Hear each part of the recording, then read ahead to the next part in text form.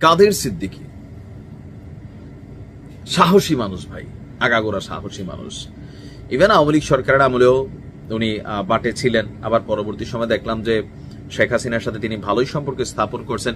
তো সবকিছু মিলিয়ে সরকার পরিবর্তনের পরেও জনাব কাদের সিদ্দিকী তিনি ভালোই অবস্থানে আছেন এবং কথাবার্তা বলছেন। তবে এবার যা বলছেন নাহিদের ইজ্জত শেষ, এবং কি বাকিদেরকে একটা আলটিমেটামও তিনি যেটা দিচ্ছেন এটা কিন্তু বাস্তব। সেই কবে সাইদি সাহেবের যখন ফাঁসির রায় হয়েছিল, একজনে মিষ্টি খাওয়াইছিল, কালকে তারে ধৈরাই না গণতোলাই দিছে। তাহলে এখান থেকে কি শিক্ষণীয় ওইটাই কাদের সিদ্দিকী হয়তো বোঝানোর চেষ্টা করছেন। বঙ্গবন্ধুর বাড়ি যারা ভেঙেছে মনে রাখবেন তাদেরও বাড়ি ঘর আছে, অবশ্যই নিশ্চয় ফুটপাতে থাকে না, তাদেরও কবর রয়েছে, তাদেরও স্মৃতিসৌধ রয়েছে।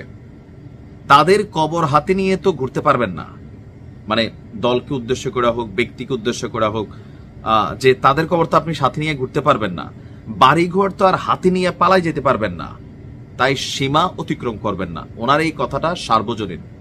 আমি এটা বরাবরই বলি, হিংসার বীজ যেটা আজকে বপন করছেন, আমার বাড়ির একটা ইট খুলছেন, বাংলাদেশের ইতিহাস বলে, বাঙালির ইতিহাস বলে যে আমার বাড়ির এক ইট খোলার বিনিময়ে আপনার বাড়ির 100 ইট আমি খুলে ফেলবো, এটাই হচ্ছে আমাদের প্রতিহিংসার শপথ। ক্ষমতায় আসলে এই যে দেখেন কি ঘটতেছে, প্লাস মাইনাস। তো এই যে এত বছর করছে, তো এখন আপনি আবার করবেন, তো করার পর আপনি আবার কি এই দেশে কি পরিবর্তন হচ্ছে না? হইতে পারে, নাও হইতে পারে, কিন্তু যদি হয় তখন বুড়া বয়সে বিদেশ দিয়ে পালাইবেন। এই যে আওয়ামী লীগের নেতা কর্মীরা কত বুড়া, লাট্টু বুড়া, ফাট্টু বুড়া, এই এখন দেখেন দৌড়ের উপর আছে, পলাতক আছে, কেন? জুলুম করছে। আওয়ামী লীগ করা সবার অপরাধ ছিল না, বহুত আওয়ামী লীগের নেতা কর্মী এলাকাতে ভালো আছে, আমি আমার এলাকায় দেখছি ভালো আছে অনেস্টলি, কারণ মানুষের উপর অন্যায় অত্যাচার কোনো দল করছে, কিন্তু যারা জুলুম করছে এগুলো দৌড়ের উপর আছে, এদের বাড়িঘর ব্যবসা প্রতিষ্ঠান নাই হয়েছে। তো তিনি আপনার গতকালকে টাঙ্গাইলের ঘাটাইলের মাকরাই এলাকায় মাকরাই দিবস উপলক্ষে আয়োজিত কাদেরিয়া বাহিনীর মুক্তিযোদ্ধা মহাসমাবেশে তিনি বলছিলেন যে ডক্টর ইউনূসকে উদ্দেশ্য করে তিনি বলছেন, আপনাকে খুবই সম্মান করতাম, আপনাকে আমি অনেক বড় মানুষ ভেবেছি, বঙ্গবন্ধুর ভারী ভেঙেছে আর আপনি দেখছেন আপনার 1 বছরের শাসনে সেটি আর হৃদয় থেকে নিতে পারছি না। আপনাকে আবার আমি অনুরোধ করছি, ফেব্রুয়ারিতে নির্বাচন করতে না পারলে শেখ হাসিনার চেয়ে আপনার পরিণতি 10 গুণ খারাপ হবে। তবে আমাদের নিউজের যেই টাইটেলটা ছিল সেটা এই অংশ থেকে শুরু। এনসিপির আহ্বায়ক নাহিদ ইসলামকে ভেবেচিন্তে কথা বলার আহ্বান জানিয়েছেন কাদের সিদ্দিকী। তিনি বলছেন, কে একজন বলছেন বঙ্গবন্ধু জাতির পিতা নন। বঙ্গবন্ধু যদি জাতির পিতা না হন তাহলে আপনার পিতাকে, নাহিদের আব্বার নাম মনে হয় কাদের জানে না, অবশ্য আমিও জানি না, তবে আছে ভদ্রলোককে দেখছি, মাঝখান দিয়া 2-1টা কথাও উঠছিল।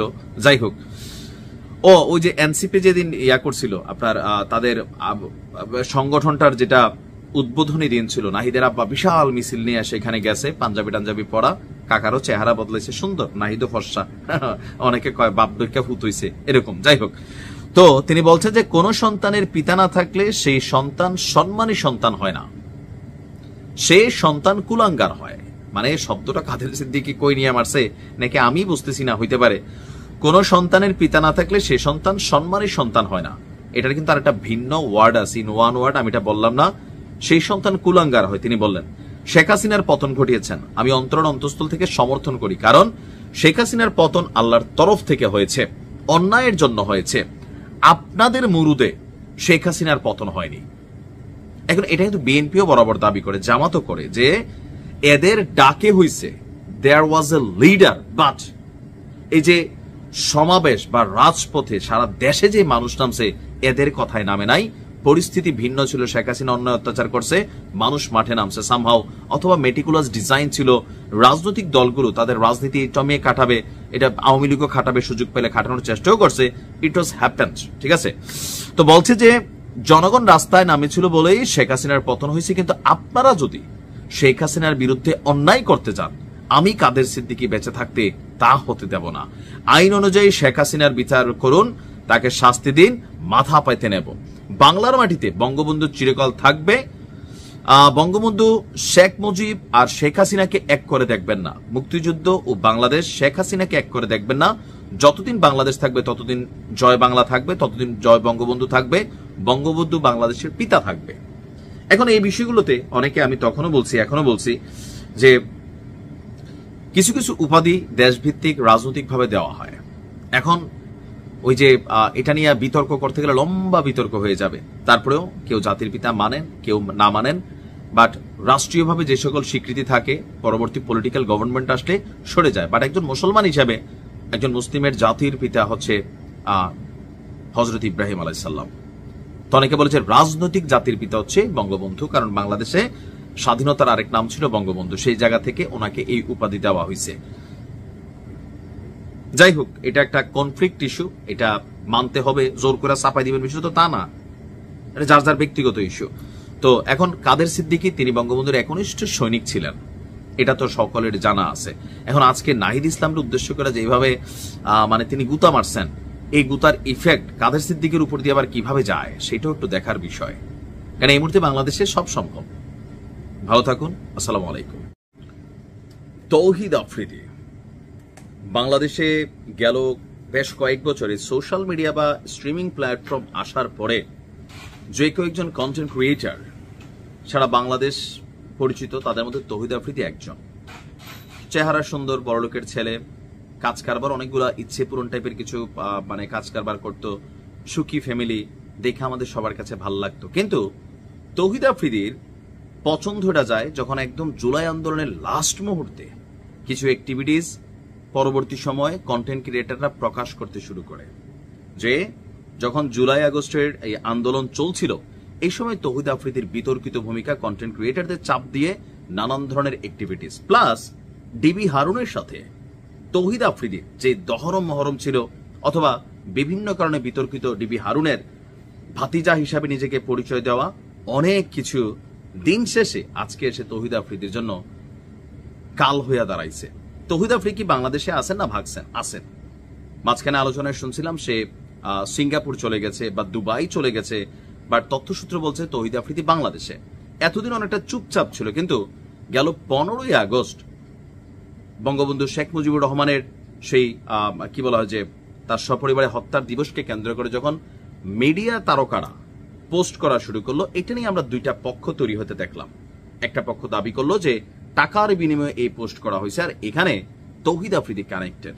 এরপর সাংবাদিক ইলিয়াস তিনি কিন্তু বিষয়টা নাড়া দিয়েছেন, আর সাথে সাথেই পিনাকিদা বা আরো যারা আছেন তাদের বক্তব্য সম্ভবত আসছে, আমি জানি না।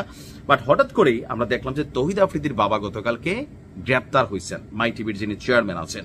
এবার তৌহিদ আফ্রিদিকেও গ্রেপ্তার করতে হবে, নাটক কম করো পিয়ে বলা 24 ঘন্টার আলটিমেটাম দেওয়া হয়েছে ইউনূস সরকারকে। দিছে কারা? আপনার জুলাই রেভলিউশনারি অ্যালায়েন্স JRA। তাদের দাবি আফ্রিদি শুধু বর্তমান সরকারের সময়কালে নয়, 15ই আগস্টের আওয়ামী লীগ ক্যাম্পেইনের সময়ও অর্থ সরবরাহের সাথে যুক্ত ছিল। তো কিভাবে যুক্ত ছিল? তাদের কাছে ট্রানজাকশনের কোনো হিস্ট্রি আছে অথবা কোনো ডেটা আছে নাকি না একজন বলল আসলে করল? তবে যিনি বললেন তিনি তো আবার সাধারণ বলার লোক না। সাংবাদিক ইলিয়াস যখন বলেন তখন 75% বা 80% ক্ষেত্রেই সঠিক তথ্যই থাকে, 20% মাঝে মাঝে হয় এদিক সেদিক। তো 7:11 দিকে আপনার স্বরাষ্ট্র উপদেষ্টাকে মেনশন করে বলা হয়েছে, স্বরাষ্ট্র উপদেষ্টা মহোদয় এবং DMP commissioner July revolutionary alliance private বিশ্ববিদ্যালয় ন্যাশনাল অ্যাসোসিয়েশনের অব বাংলাদেশ, বিশাল নাম, এবং জুলাই ঐক্য সহ অন্যান্য জুলাইয়ের সংগঠনগুলোর পক্ষ থেকে আফ্রিদিকে গ্রেপ্তারের জন্য 26 ঘন্টা বাকি। 24টা 26। আফ্রিদি বাংলাদেশে আছে, এই ছবিটি গতকালের। কোনো নাটক চলবে না, সোজা সাপটা গ্রেপ্তার করতে হবে। গ্রেপ্তারের এই যে আলটিমেটাম, এই যে বিভিন্ন সংগঠন তৈরি হচ্ছে, জুলাই বা বৈষম্য, বিভিন্ন নামে বেনামে প্রচুর সংগঠন, 5 জন মিলেও করতেছে, 50 জন মিলেও করতেছে, কোনোটা ইফেক্টিভ, কোনোটা হচ্ছে ধান্দাবাজি, নানান ঘটনায় কিন্তু জড়িত আছে, প্লাস মাইনাস এগুলো আমরা দেখছি। তো এই সংগঠনটা যে এই যে এত বড় কি বলা হয় যে আলটিমেটাম দিয়ে রাখছে, সরকার কি করতেছে? সরকার বা আইন শৃঙ্খলা বাহিনী এগুলো নিয়ে প্রতিক্রিয়া দেখায় নাই। তবে ইতিমধ্যে তৌহিদ আফ্রিদির বাবা মাই টিভির চেয়ারম্যান নাসিরউদ্দিন সাথীকে গ্রেপ্তার করেছে ঢাকা মহানগর গোয়েন্দা পুলিশ। তার বিরুদ্ধে যে অভিযোগ, বৈষম্য বিরোধী আন্দোলনে যাত্রাবাড়ি থানায় তার বিরুদ্ধে একটা হত্যা মামলা দায়ের করা হয়েছে। সেই মামলায় নাসিরউদ্দিনকে গ্রেপ্তার করা হয়েছে বলে নিশ্চিত করেছেন আমাদের কি বলা হচ্ছে ডিএমপির যিনি ডিসি আছেন উপকমিশনার মোহাম্মদ তালেবুর রহমান। এখন গত বছরের 1 সেপ্টেম্বর যাত্রাবাড়ী থানায় মাইটিভির চেয়ারম্যান এবং তার ছেলে তৌহিদ আফ্রিদি, শেখ হাসিনা সহ 25 জনের বিরুদ্ধে একটা হত্যা মামলা দায়ের করা হয়। তবে এই মামলাগুলো দিন শেষে ধোপে টিকে না। কেন? বাস্তবতা হচ্ছে তৌহিদ আফ্রিদি, শেখ হাসিনা বা তারা সরাসরি গিয়া কেউ মার্ডার করে না। এই যে খালেদা জিয়ার নামে, তারেক জিয়ার নামে, এক একজনের নামে এত শত শত মামলা পানির মতন খারিজ হয়ে যায় না? আসলে মামলা দেওয়ার সময় মামলাটা খারিজযুক্ত একটা মামলা করা হয়, কারণ মার্ডার কেস এক জিনিস, আর এটার মধ্যে নাম দিয়ে দিলাম তৎকালীন সরকার ক্ষমতায় না থাকলে অ্যাকশন হইতেই থাকে। আবার সরকার ক্ষমতায় আসার আগেই এক সরকার পড়ার সাথে সাথেই দেখবেন প্রশাসনে তোলপাড় শুরু হয়, মামলা পানির মতন শরীর থেকে ঝরতে থাকে। এই মামলাগুলো আসলে দিন শেষে ধোপে টিকে না। মামলাগুলো হওয়া উচিত যেটা যৌক্তিক, একজন লোক যেটা অন্যায় করছে, তৌহিদ আফ্রিদি যে অন্যায় করছে তার বিরুদ্ধে ওই বিষয়ে একটি স্পেসিফিক হয়তো মামলা হইতে পারতো, কিন্তু মার্ডার কেসের মামলাতে এই যে তৌহিদ আফ্রিদির এটা প্রমাণিত করার সুযোগ হবে। তৌহিদ আফ্রিদি দাও নিয়া বা ইয়া নিয়া, বল্লম নিয়া বা বন্দুক নিয়ে গিয়ে গুলি করছে, এরকম ঘটনাকে আসলে প্রমাণ করার সুযোগ থাকবে? বা তার বাবাও মার্ডার করছে, হয়তো তিনি পেছন থেকে কোনো ভূমিকা রাখছেন কিনা। এখন এই দেশে তো এই মুহূর্তে সরকারই বলতেছে ভাই মামলা বাণিজ্য চলতেছে, অনেক ভুয়া মামলা তৈরি হচ্ছে। আমরা সে আশ্চর্য লাগে কি মাঝে মাঝে দেখবেন যে রাজনৈতিক মামলাগুলোর ধরন এটা হয়, ওই কোথায় ককটেল ফাটাইছে, কোথায় পুকুরে মাছ চুরি হয়েছে, কোথায় টিন চুরি হয়েছে, ওই রিলিফের মাল চুরি হয়েছে, খালেদা জিয়ারে দেন না এতিমখানার 2 কোটি টাকা দিয়া, মানে পুরো সিস্টেম কাজ করা শুরু করে। তবে এই মামলাগুলো দেখেন কত দ্রুত আবার ঝইরা যায়। তো পরিস্থিতি এখন যেটা পাকাইছে, তৌহিদ আফ্রিদি সম্ভবত গ্রেপ্তার হবেন, সম্ভবত। এখন সে এর মাঝখানে যদি দেশ ছেড়ে চলে যায়, এটা আরেকটা হইতে পারে, কারণ এই সরকারের মেয়াদ আর খুব বেশি দিন নাই। তো যাই হোক, দেখা যাক তৌহিদ আফ্রিদির কপালে কি আছে। ভালো থাকুন।